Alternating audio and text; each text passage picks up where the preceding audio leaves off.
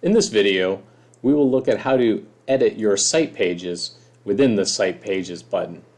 Here you can see that I'm currently looking at the home page, and here we have listed the page sections that are on this home page. If I choose any of these sections, you can see how the iframe here in the center will navigate me directly to that section on the page, so I always know what I'm editing when I'm looking at styles. If I want to see how this looks in the preview, I can press this preview here and it will open up the website version of the page in another browser tab.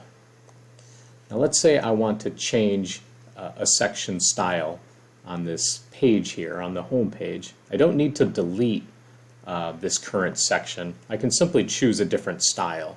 So now we can see we have this currently, this style right here for this carousel, where I can tab through the different slides in the carousel. Let's say I want to change that to a different style. I want it to look like this. You can see all of the slides are still here, so all of those different slides that I was tabbing through, those are all still here. They're just going to be presented in a different layout. So I've made that adjustment there. I've chosen that different style. So now when I come here, you can see this is the layout of style 5. And they don't always look, perfect based on the different styles. So say we want to come in and edit this a little bit based on this new style layout. We can come in here and we can adjust the background colors, the text sizes, things like that. Adjust the images to make sure that they're fitting how we want them to in the screen.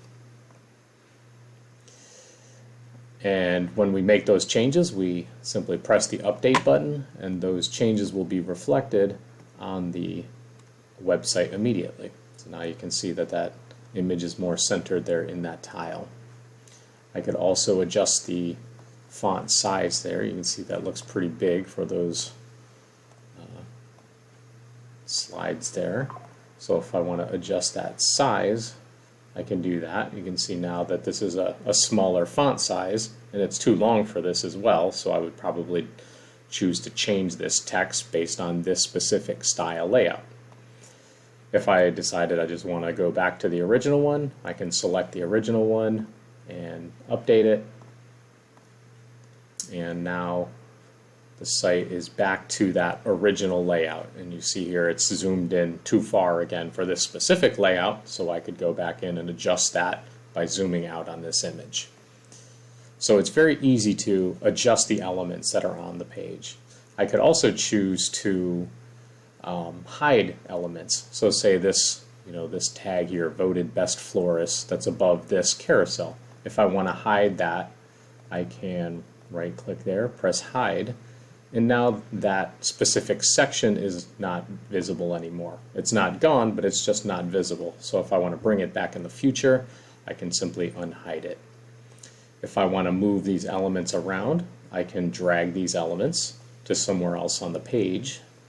And now we can see that section is further down the page to where I had dragged it.